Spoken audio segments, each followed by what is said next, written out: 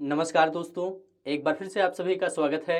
दोस्तों, आज के इस वीडियो में संपूर्ण कंप्यूटर का निचोड़ देखेंगे। देखिए दोस्तों, सभी प्रतियोगी परीक्षाओं में कंप्यूटर से संबंधित प्रश्न जरूर पूछा जाता है, इसलिए आज के इस वीडियो में कंप्यूटर से संबंधित मोस्ट इम्पोर्टेंट 51 प्रश्नों को देखेंगे। सबसे पहले दोस्तों महत्वपूर्ण तथ्य को देखेंगे, थ्योरी सेक्शन को पहले देखेंगे, उसके बाद उसी से संबंधित ऑब्जेक्टिव प्रश्नों को सॉल्व करेंगे। तो यह वीडियो सभी एग्जाम के लिए काफ़ी ज़्यादा इम्पोर्टेंट है।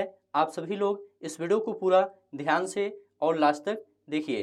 तो चलिए शुरू करते हैं। देखिए दोस्तों, कंप्यूटर के बारे में पहले आप लोग जान लीजिए कंप्यूटर किसे कहते हैं। तो देखिए, कंप्यूटर एक स्वचालित तथा निर्देशों के अनुसार कार्य करने वाला इलेक्ट्रॉनिक उपकरण है। कंप्यूटर एक स्वचालित तथा निर्देशों के अनुसार कार्य करने वाला इलेक्ट्रॉनिक उपकरण है। कंप्यूटर को हिंदी में दोस्तों संगणक कहा जाता है। पूछा जाता है कंप्यूटर को हिंदी में क्या कहा जाता है, तो संगणक कहा जाता है। और चार्ल्स बेबेज को कंप्यूटर का जनक भी कहा जाता है। मोस्ट इम्पोर्टेंट पॉइंट है, आप लोग इस वीडियो को ध्यान से और लास्ट तक जरूर देखिए। निश्चित रूप से कंप्यूटर से संबंधित कोई भी प्रश्न आपसे पूछा जाएगा एग्जाम में, तो निश्चित रूप से आप बहुत ही आसानी से उसको सही कर लेंगे यदि इस वीडियो को लास्ट तक आप लोग देख लेते हैं। तो पहला यांत्रिक कंप्यूटर चार्ल्स बेबेज ने बनाया था, जो भविष्य के कंप्यूटर के लिए प्रतिकृति सिद्ध हुआ था। चलिए आगे बढ़ते हैं। अगला पॉइंट है दोस्तों, भारत में निर्मित प्रथम कंप्यूटर सिद्धार्थ था। पूछा जाता है भारत में निर्मित प्रथम कंप्यूटर कौन था, तो सिद्धार्थ था। 1946 में विश्व का पहली बार पूरी तरह से इलेक्ट्रॉनिक डिजिटल कंप्यूटर एनिएक बना। एनिएक का पूरा नाम है electronic numeric integrator and calculator.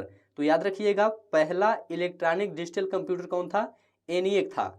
पहला मिनी कंप्यूटर कौन था, तो PDP-8 था। दोनों याद रखिएगा, दोनों काफ़ी ज़्यादा इंपॉर्टेंट हैं। पहला मिनी कंप्यूटर कौन था, PDP-8 था। चलिए अगला है दोस्तों, प्रथम पीढ़ी के कंप्यूटर में पहली बार वैक्यूम ट्यूब का प्रयोग किया गया था।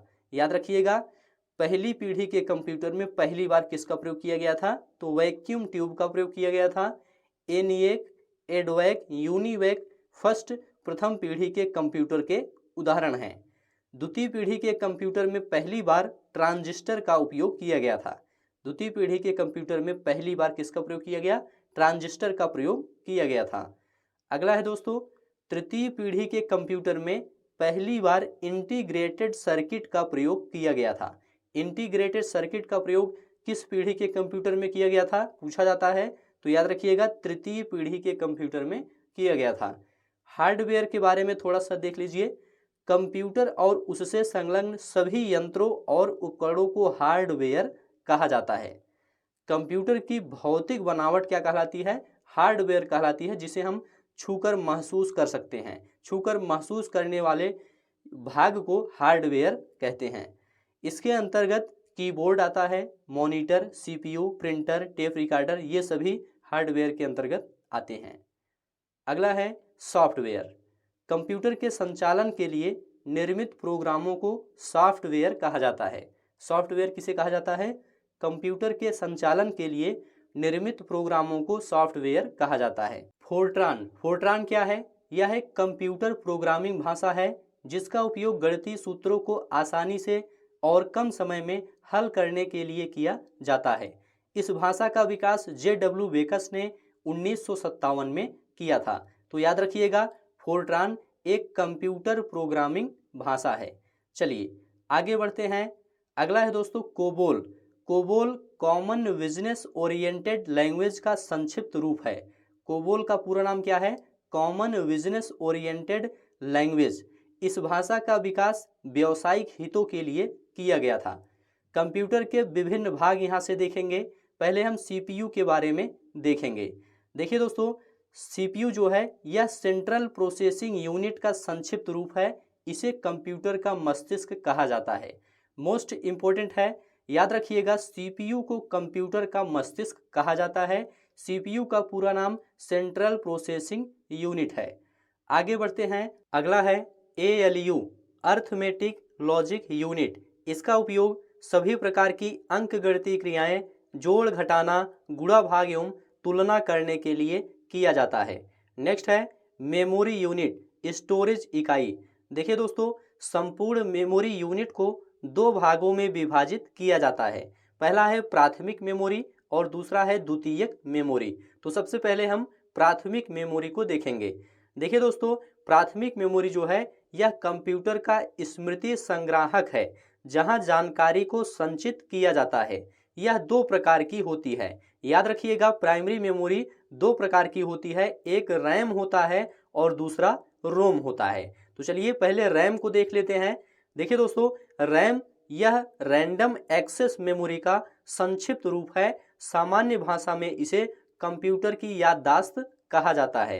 रैम का पूरा नाम क्या है? Random access memory. अगला है दोस्तों रोम।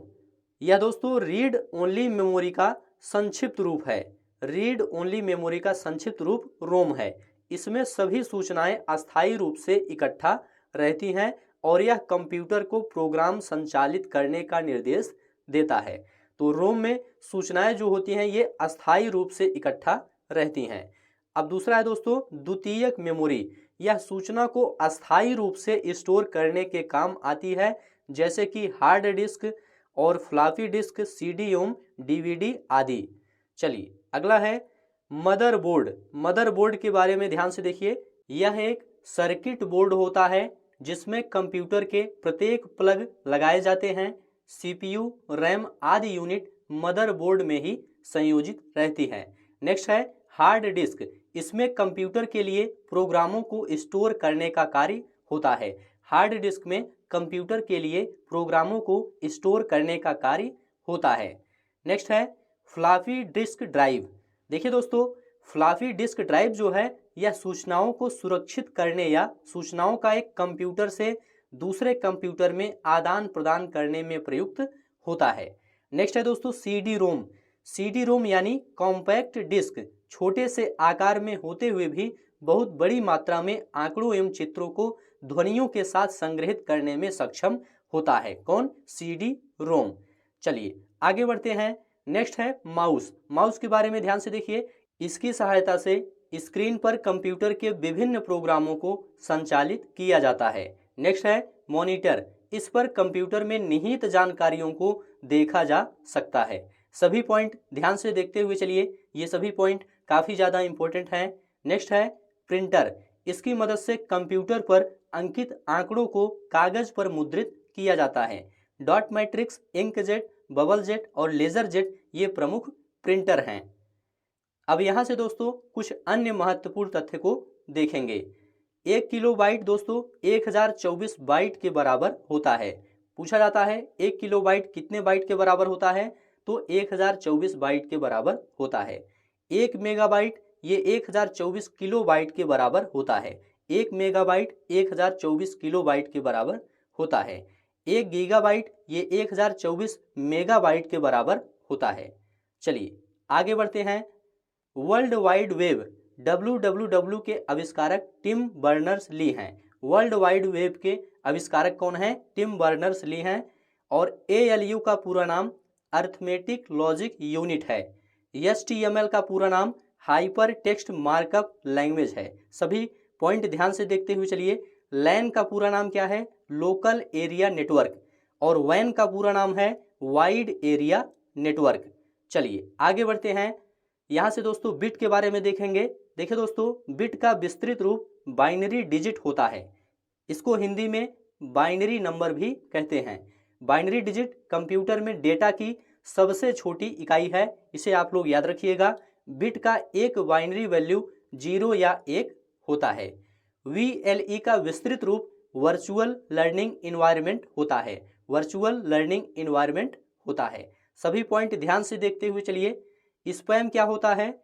स्पैम एक प्रकार का अवांछित संदेश होता है जो थोक में भेजा जाता है तथा बिना मांगे या बुलाए आ जाता है। इसमें प्रायः विज्ञापन भरे होते हैं। स्पैम ईमेल प्रयोगकर्ताओं के लिए एक प्रकार की समस्या बनी रहती है, जिसकी शुरुआत ईमेल के प्रारंभ से ही हो गई थी। चलिए आगे बढ़ते हैं। रैम और रोम प्राइमरी मेमोरी या मुख्य मेमोरी के उदाहरण हैं। रैम और रोम प्राइमरी मेमोरी या मुख्य मेमोरी के उदाहरण हैं। वेबसाइट का मेन पेज, प्रथम पृष्ठ होम पेज कहलाता है। याद रखिएगा, वेबसाइट का मेन पेज होम पेज कहलाता है। होम पेज पूरी वेबसाइट की सूची रखने की शर्त पूरा करता है। चलिए आगे बढ़ते हैं। नेक्स्ट है ईमेल से जुड़ी फाइल जो ईमेल प्राप्त करने वाले को भेजी जाती है उसे ईमेल अटैचमेंट कहते हैं। याद रखिएगा, ईमेल से जुड़ी फाइल जो ईमेल प्राप्त करने वाले को भेजी जाती है उसे ईमेल अटैचमेंट कहते हैं। इसमें ईमेल के साथ ग्राफ, ध्वनि फाइल या फोटो जोड़कर भेजा जाता है। एक डिजिटल कंप्यूटर में डाटा बाइनरी फॉर्म में अर्थात डिजिटल रूप में संरक्षित रहता है, इसे आप लोग याद रखिएगा। अगला है 4 बिट के समूह को निबल कहा जाता है। निबल किसे कहा जाता है?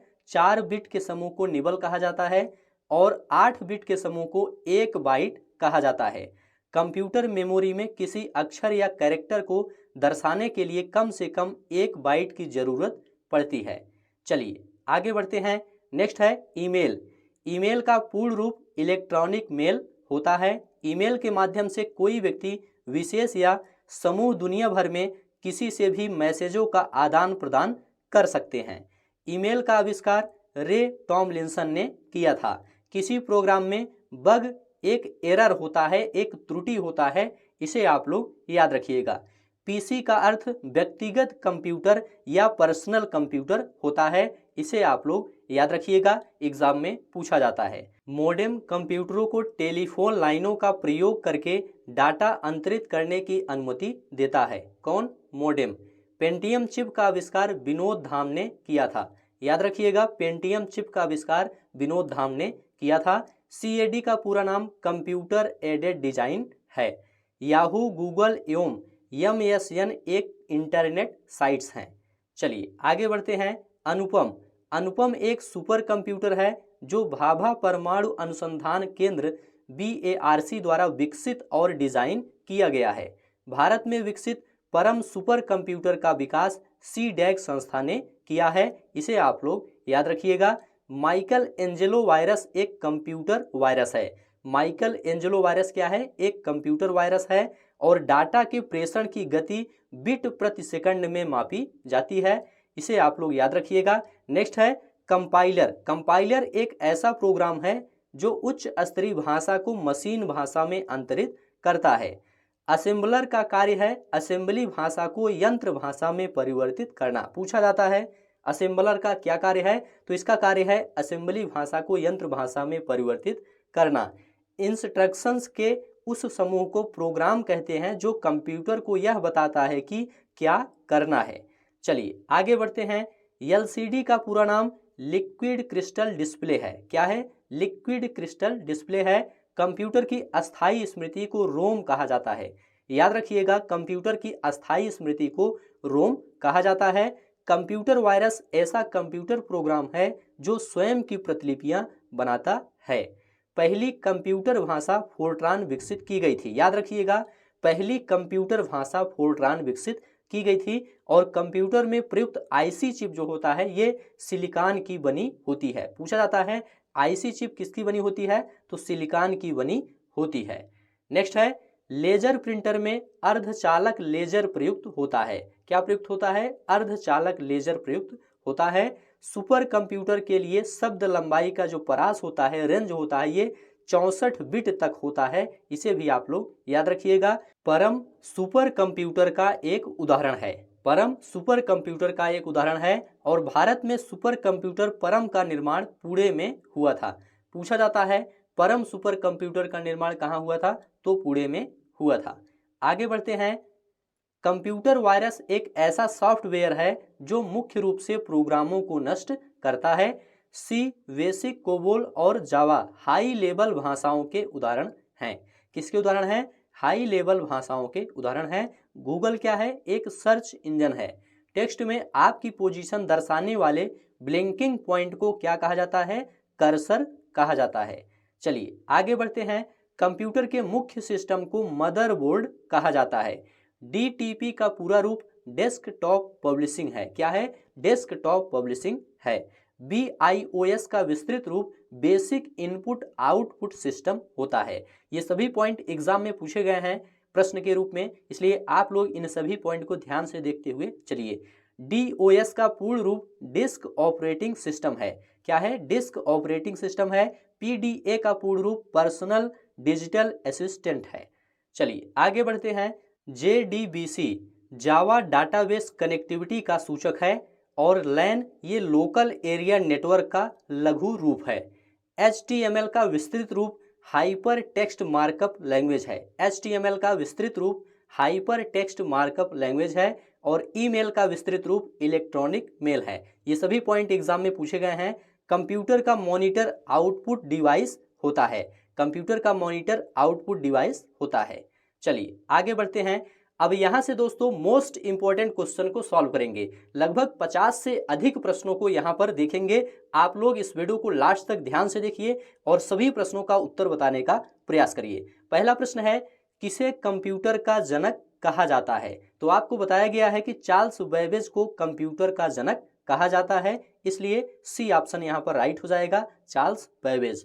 चलिए अगला प्रश्न है, पहला इलेक्ट्रॉनिक अंकीय कंप्यूटर है? तो याद रखिएगा ENIAC ये पहला इलेक्ट्रॉनिक अंकीय कंप्यूटर है, यहां पर सी ऑप्शन राइट हो जाएगा। अगला प्रश्न है, तीसरी पीढ़ी के कंप्यूटरों में किस तकनीक का उपयोग हुआ था? तो याद रखिएगा इंटीग्रेटेड सर्किट का उपयोग हुआ था। तीसरी पीढ़ी के कंप्यूटरों में इंटीग्रेटेड सर्किट का उपयोग हुआ था, यहां पर सी ऑप्शन राइट है। अगला प्रश्न देखेंगे, कंप्यूटर में इंटीग्रेटेड सर्किट चिप किसकी बनी होती है? तो याद रखिएगा सिलिकॉन की बनी होती है। किसकी? सिलिकॉन की बनी होती है, यहां पर ए ऑप्शन राइट है। आगे बढ़ते हैं। अगला प्रश्न है, पहला मिनी कंप्यूटर कौन सा था? याद रखिएगा PDP-8 ये पहला मिनी कंप्यूटर था, यहां पर बी ऑप्शन राइट है। आगे बढ़ते हैं। नेक्स्ट प्रश्न है, प्रथम पीढ़ी के कंप्यूटरों में किसका प्रयोग किया गया था? देखिए दोस्तों प्रथम पीढ़ी के कंप्यूटरों में वैक्यूम ट्यूब का प्रयोग किया गया था, यहाँ पर बी ऑप्शन राइट है।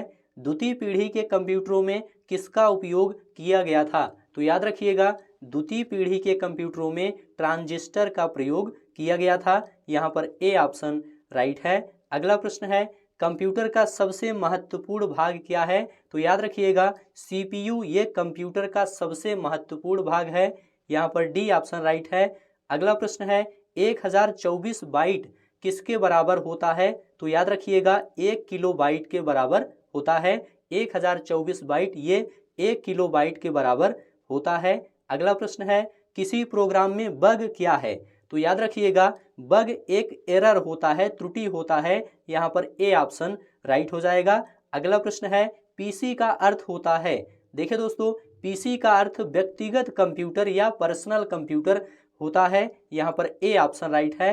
अगला प्रश्न है, एक बाइट में कितने बिट होते हैं? याद रखिएगा एक बाइट में 8 बिट होते हैं। कितने बिट होते हैं? 8 बिट होते हैं। अगला प्रश्न है, ईमेल का जन्मदाता किसे माना जाता है? तो याद रखिएगा रे टॉमलिंसन को माना जाता है। ईमेल का जन्मदाता रे टॉमलिंसन को माना जाता है। अगला प्रश्न है, पेंटियम चिप का आविष्कार किसने किया था? तो याद रखिएगा विनोद धाम ने किया था। पेंटियम चिप का आविष्कार विनोद धाम ने किया था, बी ऑप्शन राइट है। अगला प्रश्न है, www का पूर्ण रूप है? तो इसका पूर्ण रूप है दोस्तों वर्ल्ड वाइड वेब। क्या है? वर्ल्ड वाइड वेब, यहाँ पर बी ऑप्शन राइट हो जाएगा, वर्ल्ड वाइड वेब। अगला प्रश्न है, रैम का पूर्ण रूप है? देखिए दोस्तों रैम का पूर्ण रूप है रैंडम एक्सेस मेमोरी। क्या होता है?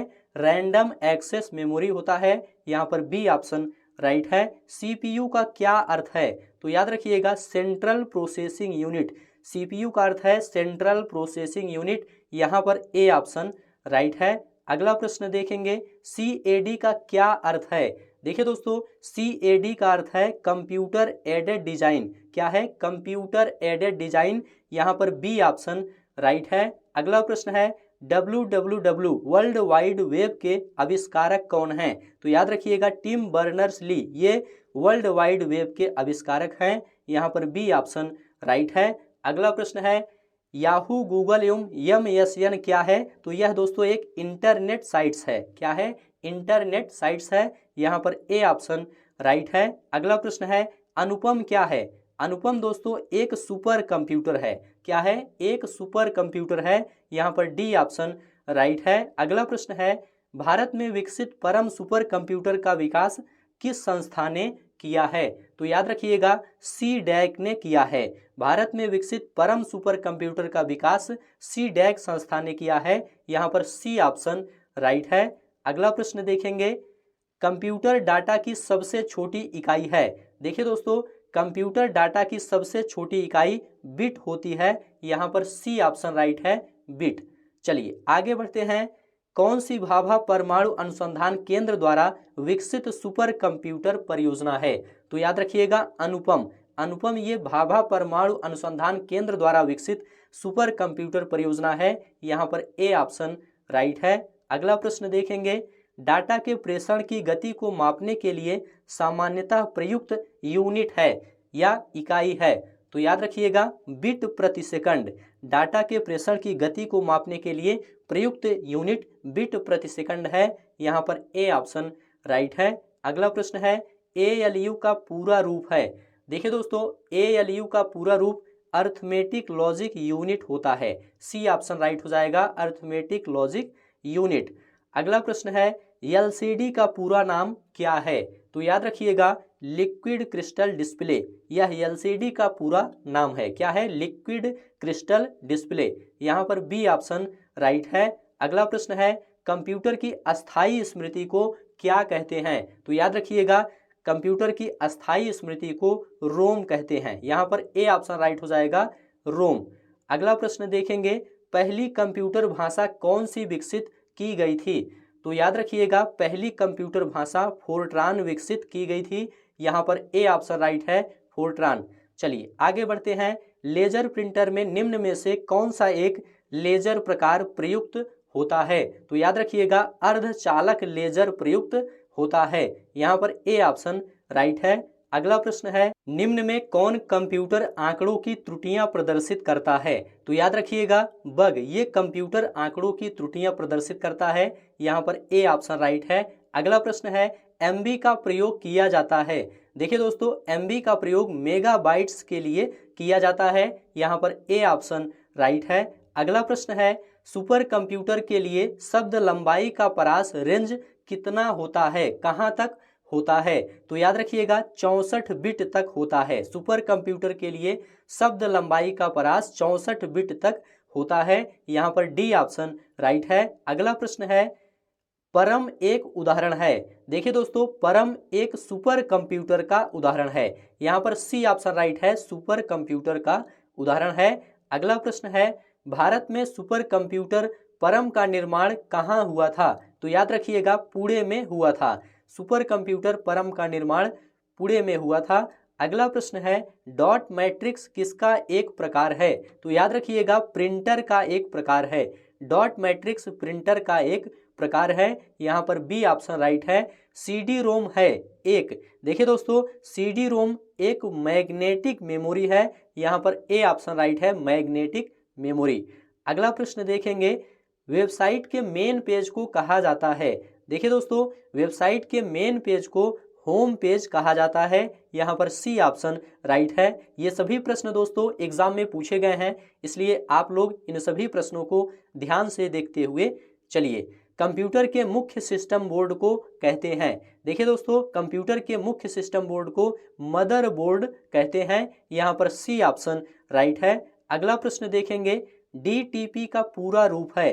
देखिए दोस्तों, DTP का पूरा रूप डेस्कटॉप पब्लिशिंग है। क्या है? डेस्कटॉप पब्लिशिंग है। यहाँ पर ए ऑप्शन राइट है। अगला प्रश्न देखेंगे, BIOS का विस्तृत रूप है। देखिए दोस्तों, BIOS का विस्तृत रूप बेसिक इनपुट आउटपुट सिस्टम है। यहाँ पर डी ऑप्शन राइट है, बेसिक इनपुट आउटपुट सिस्टम। अगला प्रश्न है, DOS का पूर्ण रूप है। देखिए दोस्तों, DOS का पूर्ण रूप डिस्क ऑपरेटिंग सिस्टम है। क्या है? डिस्क ऑपरेटिंग सिस्टम है। यहाँ पर ए ऑप्शन राइट है। लैन किसका लघु रूप है? देखिए दोस्तों, लैन ये लोकल एरिया नेटवर्क का लघु रूप है। यहाँ पर बी ऑप्शन राइट है, लोकल एरिया नेटवर्क। चलिए आगे बढ़ते हैं। अगला प्रश्न है HTML का विस्तृत रूप है। देखिए दोस्तों, HTML का विस्तृत रूप हाइपर टेक्स्ट मार्कअप लैंग्वेज है। यहाँ पर सी ऑप्शन राइट है, हाइपर टेक्स्ट मार्कअप लैंग्वेज। अगला प्रश्न है ईमेल का विस्तृत रूप है। देखिए दोस्तों, ईमेल का विस्तृत रूप इलेक्ट्रॉनिक मेल होता है। याद रखिएगा, इलेक्ट्रॉनिक मेल होता है। यहाँ पर ए ऑप्शन राइट है। अगला प्रश्न है इंटरनेट के संदर्भ में मैन का पूर्ण रूप क्या है? तो याद रखिएगा, मेट्रोपॉलिटन एरिया नेटवर्क। मैन का पूर्ण रूप है मेट्रोपॉलिटन एरिया नेटवर्क। यहाँ पर ए ऑप्शन राइट है। अगला प्रश्न है इंटरनेट का स्टैंडर्ड प्रोटोकॉल है। तो याद रखिएगा, इंटरनेट का स्टैंडर्ड प्रोटोकॉल TCP या IP है। यहाँ पर बी ऑप्शन राइट है, TCP या IP। अगला प्रश्न देखेंगे इंटरनेट पर कंप्यूटर की पहचान किस प्रकार निश्चित होती है? तो याद रखिएगा, इंटरनेट पर कंप्यूटर की पहचान IP एड्रेस से निश्चित होती है। यहाँ पर बी ऑप्शन राइट है, IP एड्रेस। चलिए आगे बढ़ते हैं। अगला प्रश्न है बिट का विस्तृत रूप क्या है? देखिए दोस्तों, बिट का विस्तृत रूप बाइनरी डिजिट होता है। क्या होता है? बाइनरी डिजिट होता है। यहाँ पर बी ऑप्शन राइट है। अगला प्रश्न देखेंगे VLE का विस्तृत रूप है। देखिए दोस्तों, VLE का विस्तृत रूप वर्चुअल लर्निंग इन्वायरमेंट होता है। यहाँ पर ए ऑप्शन राइट है, वर्चुअल लर्निंग इन्वायरमेंट। अगला प्रश्न है स्पैम होता है। याद रखिएगा, स्पैम एक अवांछित संदेश होता है। यहाँ पर ए ऑप्शन राइट है। अगला प्रश्न है निम्न में प्राइमरी मेमोरी कौन सी है? तो याद रखिएगा, रोम ये एक प्राइमरी मेमोरी है। यहाँ पर डी ऑप्शन राइट है। रैम और रोम प्राइमरी मेमोरी के उदाहरण हैं, इसे आप लोग याद रखिएगा। अगला प्रश्न देखेंगे कंप्यूटर का दिमाग होता है। तो याद रखिएगा CPU सेंट्रल प्रोसेसिंग यूनिट, या दोस्तों कंप्यूटर का दिमाग होता है। यहाँ पर ए ऑप्शन राइट है। अगला प्रश्न देखेंगे वेबसाइट का मेन पेज क्या कहलाता है? तो याद रखिएगा होम पेज कहलाता है। यहाँ पर बी ऑप्शन राइट है। अगला प्रश्न है कंप्यूटर की भौतिक बनावट क्या कहलाती है? देखिए दोस्तों, कंप्यूटर की भौतिक बनावट ये हार्डवेयर या कठोर उपागम कहलाती है। यहाँ पर ए ऑप्शन राइट है। अगला प्रश्न देखेंगे ईमेल से जुड़ी फाइल जो ईमेल प्राप्त करने वाले को भेजी जाती है उसे क्या कहते हैं? तो उसे ईमेल अटैचमेंट कहते हैं। याद रखिएगा, उसे ईमेल अटैचमेंट कहते हैं। ए ऑप्शन राइट है। अगला प्रश्न है एक डिजिटल कंप्यूटर में डाटा किस रूप में संरक्षित रहता है? तो याद रखिएगा बाइनरी फॉर्म में संरक्षित रहता है। यहाँ पर सी ऑप्शन राइट है। तो इस प्रकार से दोस्तों आज की यह वीडियो यहीं पर समाप्त होती है। ये सभी प्रश्न आगामी सभी परीक्षाओं के लिए काफ़ी ज़्यादा इम्पोर्टेंट है। उम्मीद है यह वीडियो आपको अच्छा लगा है तो चैनल को सब्सक्राइब करिए, दोस्तों में शेयर करिए और कमेंट में लिखकर जरूर बताइए। इस वीडियो को यहीं पर समाप्त करते हैं। वीडियो देखने के लिए आप सभी का बहुत बहुत धन्यवाद।